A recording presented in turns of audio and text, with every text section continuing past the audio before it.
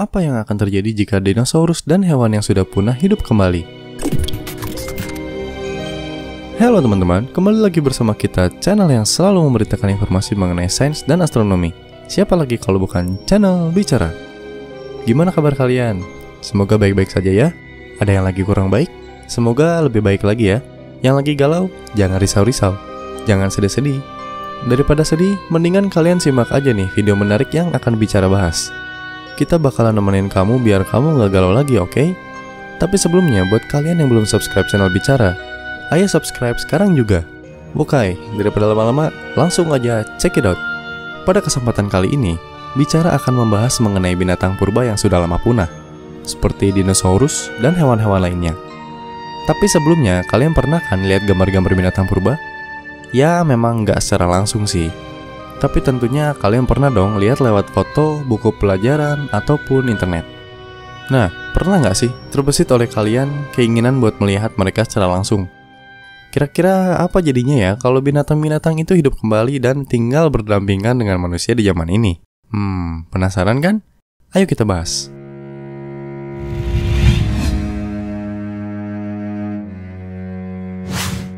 Menghidupkan kembali binatang purba. Teman-teman, kalau menghidupkan kembali binatang purba kayaknya nggak mungkin deh. Yang mana mungkin kita menghidupkan makhluk yang sudah mati, ya kan? Yang mungkin terjadi adalah kita melakukan de-extinction atau proses membawa kembali makhluk hidup dari kepunahan. Selama ini, de-extinction hanya menjadi sebuah hipotesis dan teori. Tapi tidak lama lagi hal ini akan bisa diwujudkan oleh para ilmuwan kita. Ya, tapi kemungkinan untuk melakukan ini akan berlangsung selama ribuan tahun sih. Tapi yang jelas, hal ini akan terjadi suatu hari nanti sih. Tapi, ada tapinya lagi nih. Walaupun kita bisa menghidupkan lagi binatang purba, tapi tidak dengan dinosaurus. Kenapa demikian? Untuk melakukan de-extinction, para ilmuwan memerlukan DNA yang memiliki umur tertentu agar proses ini bisa berhasil. Para ilmuwan kita mengatakan bahwa DNA tidak akan bisa terbaca lagi setelah umur 1,5 juta tahun. Jika lebih dari itu, maka DNA tersebut tidak dapat digunakan.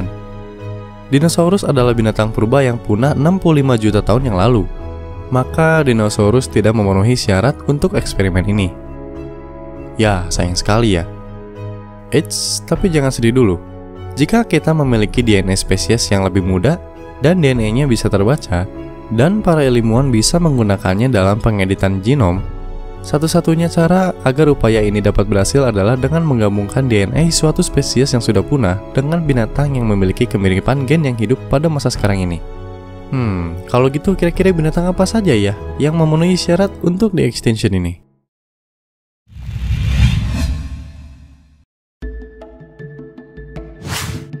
De-extinction species. Menurut penelitian, ternyata ada beberapa binatang yang memenuhi syarat de-extinction. Yang pertama adalah mamut berbulu. Populasi kecil mamut masih ada 3.600 tahun yang lalu. Iya, kalian tahu mamut kan? Ya, betul. Binatang besar yang berbulu dan mirip seperti gajah. Biasanya kita melihat mamut pada film Ice Age. Nah, pakar percaya bahwa spesies ini sebenarnya bisa selamat dari kepunahan jika bukan karena manusia memburu mereka. Satu cara potensial yang bisa membuat de-extinction mamut bisa berhasil adalah dengan menggunakan DNA dari mamut dengan gajah yang masih hidup sampai saat ini.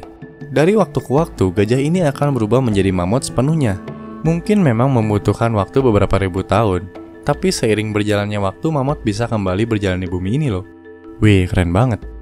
Dan, kalau memang cara yang dilakukan oleh para ilmuwan berhasil, coba kalian bayangkan, berapa banyak hewan yang sudah punah yang bisa kita kembalikan lagi keberadaannya. Seperti beruang wajah pendek raksasa setinggi 12 kaki, anjing tidak berambut, dan tentu saja burung dodo. Dan kalian juga harus berhati-hati tentunya dengan harimau sabertooth yang mungkin bakalan ada di sekitar tempat kalian tinggal. Kayaknya kalian gak akan mau sih berurusan dengan binatang yang satu ini. Serem sih. Tapi kalau misalkan hewan-hewan ini hidup kembali, apa yang akan terjadi ya?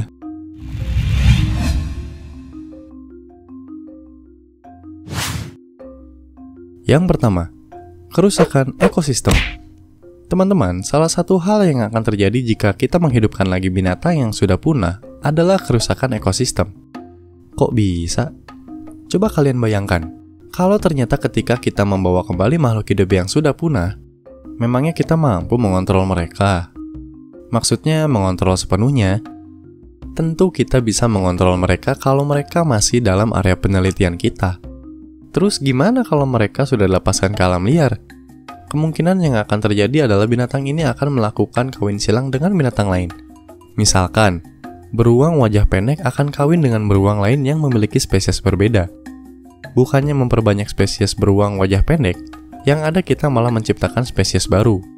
Lalu hal yang paling buruk dan mungkin terjadi adalah beberapa populasi binatang akan punah. Kok bisa?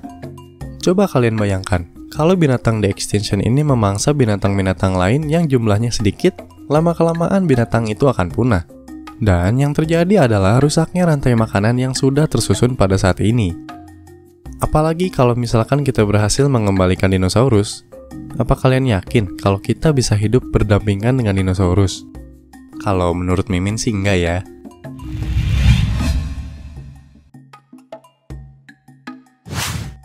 Memiliki kehidupan yang singkat.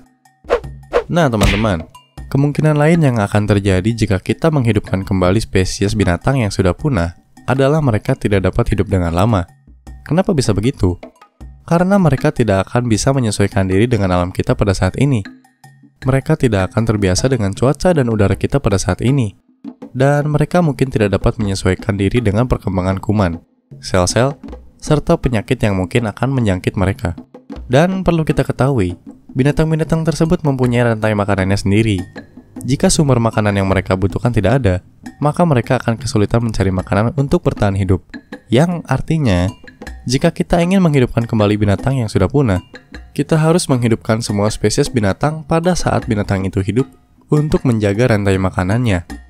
Wah, cukup banyak juga ya pertimbangannya.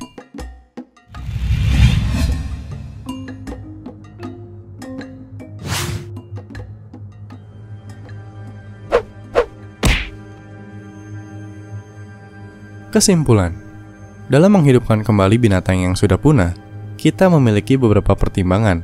Mungkin kalian berpikir seiring dengan berjalannya waktu, binatang ini bisa menyesuaikan diri. Tapi jangan kesampingkan juga ya jutaan kemungkinan yang akan terjadi pada binatang ini. Dan ada yang harus kalian pertimbangkan lagi dan tanyakan lagi. Kalau memang kita ingin sekali menghidupkan binatang-binatang yang sudah punah, memangnya untuk apa? Kalau memang hanya untuk hiburan buat beberapa kalangan orang, memangnya perlu? Dan apa sebanding dengan usaha kita? Dan kita juga harus memiliki cara untuk mengontrol para binatang ini juga.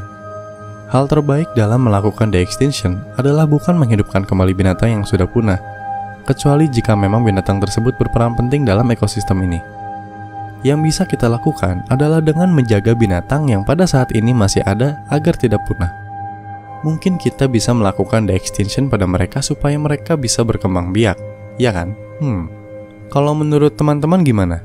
Coba kalian tuliskan pendapat kalian masing-masing di kolom komentar ya mengenai de-extinction. Nah teman-teman, gimana video kali ini? Cukup asik bukan?